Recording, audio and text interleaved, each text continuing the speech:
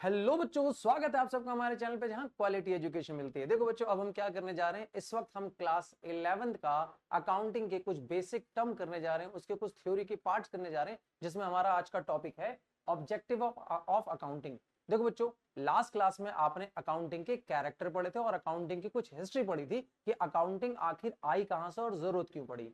देखो, ये हर चैप्टर के हर बुक के शुरुआत के जो चैप्टर होते हैं बच्चे, वो पूरे चैप्टर की जान होती है। जब तक आपको चैप्टर की शुरुआत की बातें पता नहीं होंगी, बेसिक टर्म नहीं पता होंगी, तब तक आप किताबों से आप कम्युनिकेट नहीं कर पाओगे बच्चे। तो बहुत सारे ऐसे टर्म हैं जो लैंग्वेज के बैरियर बन जाते हैं, लैंग्वेज समझ में नहीं आती। उस चीज के लिए आपको स्टार्टिंग के चैप्टर को बहुत अच्छे से समझना होता है।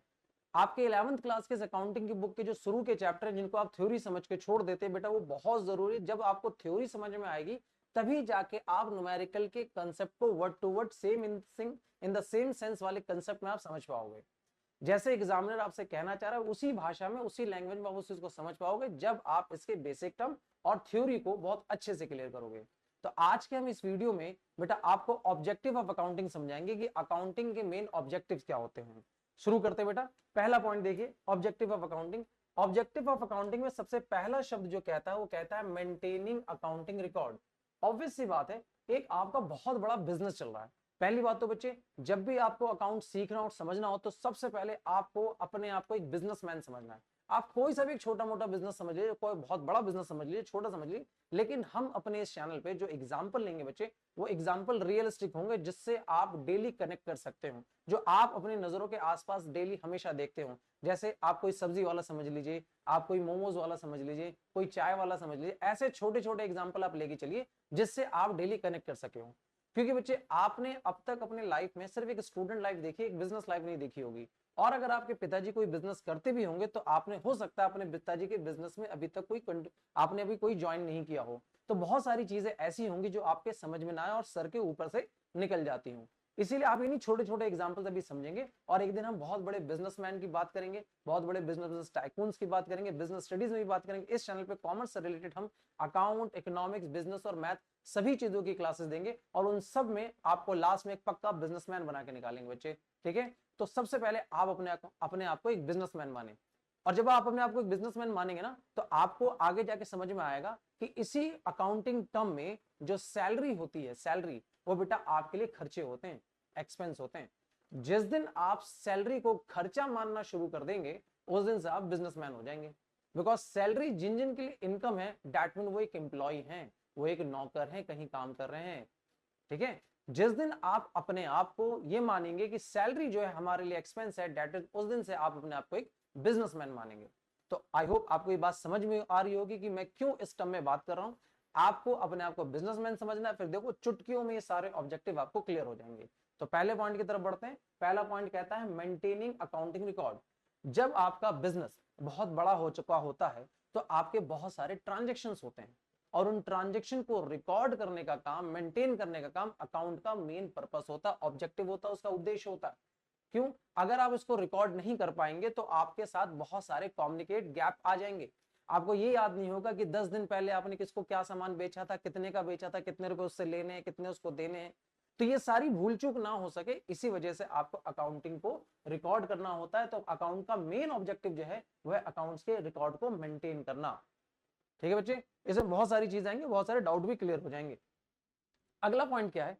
अकाउंटिंग का अगला पॉइंट है डिटरमाइनिंग प्रॉफिट एंड लॉस। देखो, आप जब भी कोई बिजनेस करते हो तो ऑब्वियस सी बात है, या तो उसमें प्रॉफिट होगा या तो लॉस होगा, लेकिन पता कैसे चलेगा?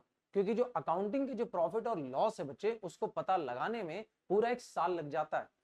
धीरे धीरे आगे आपको पता चलेगा कि जो अकाउंट आप बनाते हैं उसका टाइम पीरियड 1 साल का होता है। लेकिन बेटा ये फिक्स नहीं है कि 1 साल का हो, लेकिन generally 99% all over the world हम जो अकाउंट बनाते हैं उसका टाइम पीरियड 1 साल का ही लेते हैं। अब वो साल भी दो तरीके के होते हैं, या तो वो कैलेंडर ईयर होते हैं, जनवरी से दिसंबर तक फॉलो किए जाते हैं, या फिर अकाउंटिंग में फाइनेंशियल ईयर फॉलो किया जाता है। और जो फाइनेंशियल ईयर होता है बच्चे, वो अप्रैल से लेकर अगले साल के मार्च तक होता है।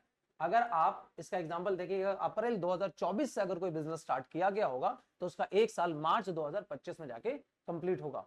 तो ईयर भी जो होते हैं बेटा बिजनेस में दो तरह के होते हैं, एक कैलेंडर ईयर और एक फाइनेंशियल ईयर। तो हम अकाउंट इसीलिए बनाते हैं कि पूरे साल भर में जितने भी ट्रांजेक्शन्स हुई हैं उन ट्रांजेक्शन्स में कितना प्रॉफिट हुआ है या फिर कितना लॉस हुआ है, होगा कोई एक, या तो प्रॉफिट होगा या तो लॉस होगा, लेकिन कितना हुआ है ये साल के एंड में पता चलता है। और साल के एंड तक आपको पूरे साल भर के रिकॉर्ड याद नहीं रहेंगे, इसलिए उसको रिकॉर्ड करना जरूरी है, ये उसका ऑब्जेक्टिव है, और उससे आपको प्रॉफिट या लॉस ये दोनों सारी चीजें पता चल जाएंगी। ठीक है बच्चे, अब ऐसा नहीं है कि साल के एंड में आप अपने अकाउंटेंट से बोलो कि भाई कितने का प्रॉफिट कितने का लॉस हो, छोटी सी पर्ची फाड़ के उस पर लिख के दे दे कि भाई इतने का प्रॉफिट हुआ, तो बेटा ये कोई तरीका थोड़ी है। पूरे साल भर के आप ऐसे, अगर कोई अकाउंटेंट आपके पास आ जाता है उसको मारोगे भी, आपको चाहिए कि पूरे साल का मैं रिकॉर्ड बताओ कि पूरे साल हमने सेल कितनी करी, पूरे साल हमारा माल उधार कितना बिका, पूरे साल हमारा पैसा कितना डूबा जो माल उधार बिका, कितने लोग पैसे लेके भाग गए, कितना हमारा स्टॉक अभी तक अनसोल्ड बचा हुआ है कि जो माल अब तक नहीं बिका, कितना माल ऐसा है जो हमें हमारा खराब हो गया, एक्सपायर हो गया, ये सब अकाउंट्स के रिकॉर्ड से ही तो पता चल पाएगा। ठीक है, तो ये सबके बाद भी जो अकाउंट का मेन ऑब्जेक्टिव होता है ये पता लगाना कि आपके बिजनेस का एग्जैक्ट प्रॉफिट क्या है या फिर एग्जैक्ट लॉस क्या है, क्योंकि आपको प्रॉफिट कमाने के बाद उस पर टैक्स भी तो देना है गवर्नमेंट को। ठीक है, तो गवर्नमेंट भी बड़ी इंटरेस्टेड होगी ये जानने में कि आपके बिजनेस का प्रॉफिट क्या है। ठीक है बच्चे, आइए दूसरा पॉइंट क्लियर हो गया होगा। अब तीसरे पॉइंट पे आते हैं। तीसरा पॉइंट कहता है बच्चे, तीसरा जो पॉइंट है वो है determining financial position. Determining financial position, financial position का मतलब क्या है, बट अगर इसको नॉर्मल भाषा में बात करें तो पोजीशन का मतलब ये है कि पैसों में आपकी क्या औकात है। ये वर्ड थोड़ा गलत मत लेना, औकात ये चीज सिर्फ समझाने के लिए है कि पैसों में आपके बिजनेस की क्या औकात है। कुछ दिनों में आपको ये समझ में आएगा कि जो हम अकाउंट्स बना रहे हैं धीरे धीरे इसी सीरीज में, कि बिजनेस और बिजनेसमैन दोनों अलग अलग एंटिटी होते हैं, दोनों अलग अलग आत्माएं होती हैं। तो ये जो हम अकाउंटिंग जो बना रहे होते हैं हमारी औकात नहीं बताता, ये हमारे बिजनेस की औकात बताता है कि हमारे बिजनेस की नेट वर्थ क्या है, नेट पोजीशन क्या है, मार्केट में कितनी उसकी वर्थ है। तो इसीलिए इसको कहा गया है determining the financial position. Market में फाइनेंस के हिसाब से हमारे बिजनेस की क्या पोजीशन है, हमारी नेटवर्थ क्या है, शेयर मार्केट में हमारी वैल्यू क्या है। ठीक है, हमारी वैल्यू के हिसाब से आगे फर्दर बैंक हमें लोन देने को तैयार होगा। हमें अपनी वैल्यू को मेंटेन करना बहुत जरूरी होता है, और हमें इसको मार्केट में बताना भी, मतलब मेंटेन करना, मार्केट में अपने आप को रैंक भी करना होता है कि हम इस वक्त फर्स्ट पोजीशन पे, सेकंड पोजीशन पे, थर्ड पोजीशन पे। ये कैसे पता चलता है, हमारे बिजनेस के फाइनेंशियल पोजीशन से। ठीक है, तो अकाउंटिंग हम इसलिए बनाते हैं ताकि हमें हमारे एग्जैक्ट फाइनेंशियल पोजीशन मार्केट के हिसाब से हमारी पैसों में क्या औकात है, हमारे बिजनेस का क्या नेटवर्थ है, ये पता चल सके। इसके और भी कई सारे मकसद होते हैं, जैसे मान लो आज के आज आपको बिजनेस बेचना पड़े कि चलो अब हम बिजनेस बंद कर रहे हैं, हम अपने बिजनेस को बेच रहे हैं, तो सामने वाली पार्टी आपको कितने पैसे देगी। अब आपकी सारी संपत्ति कितने रुपए की है, बिजनेस में जितने भी एसेट्स पड़े हैं वो कितने रुपए के हैं, ये सब पता कैसे चलेगा, आपके अकाउंटिंग से। आपके अकाउंटिंग में उसकी वैल्यू क्या है। तो इसी वजह से कहा जाता है डिटरमाइनिंग फाइनेंशियल पोजीशन, कि आपके बिजनेस के पैसों की क्या औकात है, ये अकाउंटिंग से ही पता चलता है। ठीक है बच्चे, आई होप ये वाला पॉइंट भी क्लियर हो गया होगा। अगले पॉइंट पे आता है, अकाउंटिंग क्या करता है बच्चा, फैसिलिटेटिंग मैनेजमेंट। इसका क्या मतलब होता है फैसिलिटेटिंग मैनेजमेंट। देखिए, जब आप कोई बिजनेस ओपन करते हैं तो ऑब्वियस सी बात है आप अकेले बिजनेस को पूरी तरीके से नहीं चला पाते, आपको हेल्पिंग हैंड चाहिए होते हैं। हेल्पिंग हैंड किसको कहते हैं बच्चे, हेल्पिंग हैंड उसको कहते हैं जो आपके बिजनेस में हेल्प कर रहे होते हैं, जैसे आपके मैनेजर, आपके एचआर, आपके टीम लीडर, है ना, आपके बिजनेस में बोर्ड ऑफ डायरेक्टर, आपके एम्प्लॉइज, ये सारे आपके हेल्पिंग हैंड होते हैं। तो अगर आपका अकाउंट प्रॉपर तरीके से मेंटेन होगा तो आपको बहुत सारी इंफॉर्मेशन बहुत पिछले सालों की भी आपको कंपेयर करने को मिल जाएगी। जैसे 2024 में 2020 में आपकी इनकम कितनी थी, आपके बिजनेस का प्रॉफिट कितना था, आपके बिजनेस का लॉस कितना था, आपके बिजनेस में बैड डेट कितने हुए थे, मतलब पैसा लेके लोग कितना भागे थे, आपके बिजनेस में माल एक्सपायर कितना हो गया था, आपके बिजनेस में उधारी कितनी गई थी। उससे आप कंपेयर करके आपको स्ट्रैटेजी बना सकते हो कि पिछले साल हमारे बिजनेस में बहुत ज्यादा उधारी हो गई थी और ज्यादा उधार हो जाने की वजह से हमारा ज्यादा पैसा डूब गया। तो इस बार आप कुछ ऐसी स्ट्रैटेजी बनाएंगे कि जिससे आपका माल ज्यादा कैश में बिके, उधार ना बिके, है ना। तो आप इस पॉइंट के कहने का मतलब है कि अगर आप अकाउंट्स बना के चलते हैं तो आपके मैनेजमेंट को बहुत ज्यादा फैसिलिटी मिल जाएगी कि वो स्ट्रैटेजी बना सके, अपने बिजनेस को ग्रो कर सके, उसके बारे में कुछ सोच सके। तो अकाउंटिंग जो है बिजनेस को मैनेज करने में एक फैसिलिटी प्रोवाइड करता है, एक इंफॉर्मेशन प्रोवाइड करता है, जिसकी वजह से आप सटीक स्ट्रैटेजी बना सकते हैं कि फ्यूचर में हमें काम किस तरीके से करना है ना। आई होप ये भी बात समझ में आ रही होगी। अब नेक्स्ट पॉइंट पे आते हैं। अगला पॉइंट जो हमें कहता है providing accounting information to the user. Accounting information, providing accounting information to the user. क्या मतलब है इसका, accounting information to the user का? अब अकाउंटिंग के यूजर कितने होते हैं बेटा? दो तरह के यूजर होते हैं, अगर आप ध्यान से समझेंगे दो तरह के यूजर होते हैं, ध्यान दीजिए। बिजनेस में जो हमारे यूजर होंगे दो तरह के होंगे, एक होंगे बेटा इंटरनल और एक होते हैं एक्सटर्नल। अब इंटरनल यूजर कौन है, एक्सटर्नल यूजर कौन है? इंटरनल यूजर होते हैं सबसे पहले ऑनर, दूसरे होते हैं एम्प्लॉई, तीसरे होते हैं मैनेजमेंट। ये वो लोग होते हैं जो बिजनेस के इंटरनल यूजर होते हैं, आपके अकाउंटिंग के, बिजनेस के इंटरनल यूजर, जो आपके अकाउंट की इंफॉर्मेशन को यूज करते हैं, जिससे जिससे ये सारे लोग कुछ स्ट्रेटेजी बनाते हैं, अभी इसके बारे में बात करेंगे। और एक्सटर्नल होते हैं कई सारे लोग, जैसे आपके डेटर। डेटर कौन लोग होते हैं? वो लोग जिनसे हमें पैसा लेना है। दूसरे कौन है? क्रेडिटर। क्रेडिटर वो व्यक्ति होता है जिसको हमें पैसा देना है, बिजनेस, उसने हमें माल उधार दिया होगा और अब हम उसे पैसा देंगे, ठीक है। डेटर वो व्यक्ति होता है जिससे पैसा लेना है, ऐसे याद रखिए, पैसा वो है जिससे, डेटर वो है जिससे पैसा लेना है, क्रेडिटर वो है जिसको पैसा देना है, ठीक है। उसके बाद गवर्नमेंट, ये हमारी एक्सटर्नल यूजर होती है जो हमारी अकाउंटिंग की इंफॉर्मेशन को यूज करते हैं। अब देखिए, ऑनर क्या करेगा इंफॉर्मेशन का? ऑनर अपना प्रॉफिट और लॉस समझेगा, वो जानना चाहता है कि पूरे साल भर में मेरे बिजनेस का कितना प्रॉफिट है, कितना लॉस है। तो ये जो अकाउंटिंग की जो इंफॉर्मेशन ऑनर अपने प्रॉफिट एंड लॉस के लिए जानना चाहता है। अब एम्प्लॉय क्यों जानना चाहता है अपने मालिक का अकाउंट? एम्प्लॉय इसलिए जानना चाहता है, आगे जाके कुछ पॉइंट्स और पढ़ेंगे आप, कि एम्प्लॉय को साल भर में एक बार बोनस भी मिलता है, और जो बोनस होता है बेटा, वो बोनस एक्ट के हिसाब से 8.33% के आसपास बोनस मिलता है। मतलब कंपनी जितना भी पैसा कमाती है साल भर में, जितना भी प्रॉफिट कमाती है, उस प्रॉफिट का 8.33% एज अ बोनस के तौर पे साल में एक बार आपको अपने एम्प्लॉय को देना है। इसके लिए बोनस का कानून बना हुआ है। मतलब आप अपने एम्प्लॉय को सिर्फ सैलरी देके ये नहीं कह सकते कि भाई आपकी मेहनत का हमने पैसा आपको दे दिया। बिजनेस में बिजनेस के मालिक का जो मुनाफा होता है वो सिर्फ पूरा पूरा बिजनेस के मालिक का नहीं होता, उसके अंदर जो लोग काम कर रहे हैं एम्प्लॉयज, उनकी भी उसमें कुछ हिस्सेदारी बनती है, ऐसा हमारा बोनस एक्ट कहता है। बोनस एक्ट 1881, आई थिंक यही एक्ट है उसका, वो ये कहता है। और उस एक्ट में ये बात कही जाती, इसलिए आपने कभी कोई पुरानी फिल्में देखी होंगी ब्लैक एंड व्हाइट जमाने में, जिसमें ये देखा होगा कि बोनस के लिए फैक्ट्री में हड़ताल चली जाती है, लोग हड़ताल करते थे हम काम नहीं करेंगे। ऐसा ब्लैक एंड व्हाइट जमाने में जब आप टीवी मतलब पुरानी मूवी देखेंगे तो आपको उसमें ही देखने को मिलेगा, ठीक है। तो एम्प्लॉय इसलिए जानना चाहता है अकाउंटिंग यूजर के तौर पे कि भाई बिजनेस में प्रॉफिट कितना हुआ, उस हिसाब से हमें बोनस मिला या नहीं मिला। फिर उसके बाद आते हैं मैनेजमेंट। मैनेजमेंट क्यों जानना चाहते हैं अकाउंटिंग की इंफॉर्मेशन? क्योंकि मैनेजमेंट जो है बेटा, इसी अकाउंटिंग इंफॉर्मेशन के हिसाब से आगे के फ्यूचर के प्लान, स्ट्रेटेजीज डिसाइड करेंगे कि हमें काम किस तरीके से करना है। जो पॉइंट आपने ऊपर पढ़ा भी था कि ये जो फैसिलिटेट मैनेजमेंट करता है अकाउंटिंग, ठीक है बच्चे। अब आता है एक्सटर्नल यूजर क्या करते हैं। एक्सटर्नल यूजर जो होते हैं उसमें एक आता है डेटर।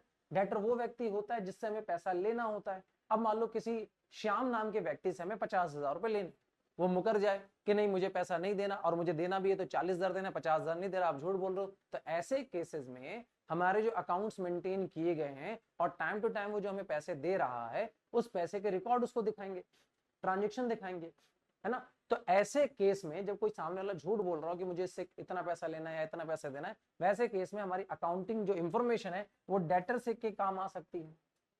क्रेडिटर, क्रेडिटर वो व्यक्ति जिसको हमें पैसा देना है। मान लो किसी पर्सन को हमें 50,000 देना है, लेकिन वो कहता है कि नहीं 50,000 नहीं 1 लाख देना है, तो हम उसको अपना अकाउंट दिखाएंगे कि देखो अकाउंट में जिस दिन तुमने सामान खरीदा, हमने जिस दिन तुमसे सामान खरीदा था इतने का खरीदा था, इतने पैसे हम तुम्हें दे चुके हैं। तो उस केस में भी हमारा अकाउंट काम आएगा, ठीक है बच्चे। अब एक लास्ट रह जाता है गवर्नमेंट। गवर्नमेंट अकाउंटिंग इंफॉर्मेशन का क्या यूज करेगी? एक ही चीज तो है, गवर्नमेंट को क्या चाहिए हमसे? टैक्स चाहिए।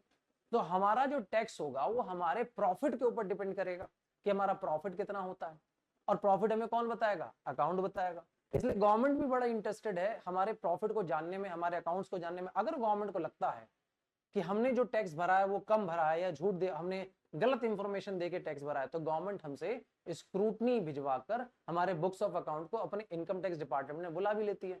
फिर चेकिंग होती है अकाउंट के, अगर फंसते हैं तो पेनल्टी लगती है हमारे ऊपर, है ना। तो आपको समझ में बात आ रही होगी कि जो अकाउंटिंग है बच्चे, ये जो अकाउंटिंग है ये कैसे इंफॉर्मेशन प्रोवाइड करती है यूजर्स को, है ना। अकाउंटिंग साफ बोला, providing accounting information to the user. अब यूजर दो तरह के होते हैं, इंटरनल और एक्सटर्नल, ठीक। और लास्ट पॉइंट है वो येट वहां चला गया, yet protecting the business assets. क्या मतलब इसका, बिजनेस एसेट को प्रोटेक्ट करने के लिए। अब इसका क्या मतलब होता है, बिजनेस एसेट को प्रोटेक्ट करने के लिए अकाउंटिंग कैसे बिजनेस एसेट्स को प्रोटेक्ट कर लेगा। एसेट का मतलब बेटा आप सबको पता है संपत्ति होती है। अब वो उसको प्रोटेक्ट कैसे करेगा। देखो मान लीजिए मैंने कोई एक मशीन खरीदी और वो मशीन मैंने खरीदी 5 लाख में। अब 1 साल के बाद या 2 साल के बाद मेरा बिजनेस नहीं चला और मुझे अपने मशीन को बेचना है। इस पे 2 साल के बाद इस पे डेप्रिसिएशन लगा के, डेप्रिसिएशन एक ऐसा टर्म होता है जो मशीन की वैल्यू को कम करता है। देखो आप डेप्रिसिएशन समझो, अगर कोई गाड़ी मैं आज शोरूम से निकालता हूं, मान लो उसकी कीमत 10 लाख रुपए है और 1 महीने बाद उसको बेचता हूं, तो क्या 1 महीने के बाद मुझे 10 लाख रुपए मिल जाएंगे? ऑब्वियस सी बातें नहीं मिलेंगे। कई सारे रीजन है उसके, गाड़ी शोरूम से बाहर आ गई, या गाड़ी को 1 महीना यूज कर लिया, या उसमें कुछ टूट फूट आ गई, या टाइम स्पेंड हो गया, बहुत टाइम निकल गया, इस वजह से उसकी वैल्यू कुछ कम होगी। तो जिस मशीन को 1 साल तक मैं इस्तेमाल करूंगा उसकी वैल्यू भी तो कुछ कम होगी, उसको कहते हैं डेप्रिसिएशन लगाना। जो डेप्रिसिएशन का चैप्टर आपके 11th क्लास में सेपरेट एक चैप्टर है जो हम बाद में पढ़ेंगे। तो 5 लाख की मशीन थी, उसमें 1 लाख का डेप्रिसिएशन लग गया, तो जो वैल्यू बची वो 4 लाख है। ये हमें कौन बताएगा, अकाउंट्स बताएगा। अब हम मशीन को बेचना चाहते हैं, सामने वाला हमसे अकाउंट मशीन के 3 लाख देगा, हम उसको क्या दिखाएंगे, अकाउंट दिखाएंगे, देखो मशीन की वैल्यू क्या है, 4 लाख है। अगर मैं अकाउंट नहीं बनाता तो मेरे अकाउंट्स में तो मेरी मशीन की एग्जैक्ट वैल्यू मुझे नहीं पता चलती। इस तरह से अकाउंट इस तरह से हमारे एसेट को प्रोटेक्ट करता है, क्योंकि अकाउंटिंग जो है हमारे एसेट की एग्जैक्ट वैल्यू बताता है कि हर टाइम क्या है, 1 साल के बाद क्या वैल्यू होगी हमारे एसेट की, उसके 1 साल के बाद हमारी वैल्यू क्या होगी एसेट की, उसके 1 साल के बाद क्या होगी। टाइम टू टाइम डेप्रिसिएशन लगा लगा के उसकी एग्जैक्ट वैल्यू अकाउंट जो है हमें टाइम टू टाइम बताता रहता है। इसी तरीके से अकाउंट जो है हमारे एसेट को प्रोटेक्ट करता है ताकि हम उसको कम दाम पे ना बेच पाए, एग्जैक्ट उसी वैल्यू पे बेच पाए जो उसकी प्रेजेंट वैल्यू है, और अगर उससे ज्यादा में बिक गई तो फायदा है हमारा। ठीक है बच्चे, आई होप आपको ये बात समझ में आ रही होगी कि अकाउंटिंग का ऑब्जेक्टिव क्या है। अकाउंटिंग का ऑब्जेक्टिव ये बेटा आपके एग्जाम में 2 नंबर का पूछता है, 5 पॉइंट है, 5 में से 5 पॉइंट बहुत इजी है, आपको याद रह सकते हैं, सॉरी 6 पॉइंट है। आप maintaining accounting record, determine profit and loss, ध्यान रखना इस बात को, आपको ये मेन हेडिंग याद रखनी है। मेन हेडिंग के ही नंबर आपको मिलेंगे, आपको इसमें एक्सप्लेन करने की ज्यादा जरूरत नहीं है, क्योंकि वर्डिंग ही अपने आप में बहुत कुछ एक्सप्लेन कर देता है। ठीक है बच्चे, आई होप यहाँ तक आपको चीजें समझ में आई होंगी। फिर भी अगर कोई डाउट रह जाता है बच्चे तो आप हमें कमेंट कीजिए, हम उसको नेक्स्ट वीडियो में कवर करने की कोशिश करेंगे। अदरवाइज हमारे चैनल को लाइक करें, सब्सक्राइब करें, ठीक है, औरों तक हमारे चीजों को, हमारे चैनल को पहुंचाएं ताकि क्वालिटी एजुकेशन हर किसी तक पहुंचे। तब तक के लिए टेक केयर, गुड बाय।